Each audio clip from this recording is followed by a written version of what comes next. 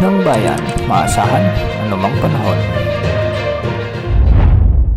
Magandang oras po sa ating lahat. Narito na ang latest update kay Bagyong Leon.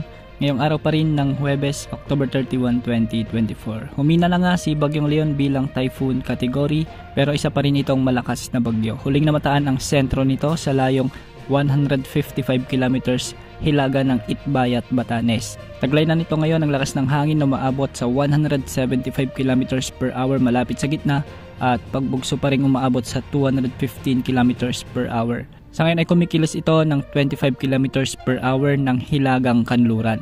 Sa mga susunod na oras ay posible na rin nitong tumbukin ang eastern coast ng Taiwan. Sa ngayon nakataas pa rin ang tropical cyclone wind signal number 3 sa bahagi ng Batanes. Samantalang signal number 2 naman sa Babuyan Islands at signal number 1 ay nakataas din sa mainland Cagayan, Isabela, Abra, Kalinga, Mountain Province, Ifugao at ang northern portion ng Benguet, kasama na ang Ilocos Norte at Ilocos Sur. Ngayong araw ay maraming lugar pa rin ang nakakaranas ng maulap na kalangitan na may mga kalat-kalat na pagulan dahil pa rin sa trough o yung extension ni Bagyong Leon. Makikita nga natin sa ating satellite animation na medyo may makakapal pang kaulapan sa bahagi ng Palawan at ilang bahagi ng Mindoro provinces.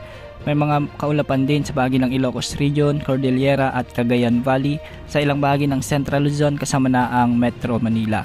Magiging maulap naman ang mga kalangitan ngayon sa bahagi ng Calabarzon at nalalabing bahagi ng Mimaropa at Bicol Region. Samantalang sa Visayas ay may mga kalat-kalat ding pagulan dahil sa naaabot dito ang trough ni Bagyong Leon. Sa Mindanao may mga inasahang mahihinang pagulan din sa bahagi ng Soxargen, Bangsamoro Region at Northern Mindanao. Samantalang sa nalalabing bahagi ng Visayas at Mindanao ay mga localized thunderstorms naman ang makakaranas ngayong hapon. Base naman sa latest tropical cyclone threat potential forecast ng Pag-asa, isang bagyo ang posibleng mabuo sa labas ng ating area of responsibility sa susunod na linggo. Sa ngayon nakikita naman na katamtaman hanggang mababa pa lamang ang tsansa na mabuo ito at kung sakaling mabuo ay kikilos ito ng hilagang silangan patungo sa southern Japan. Yan ang update sa lagay ng panahon. Ito po ang weather update ng bayan, maasahan anumang panahon.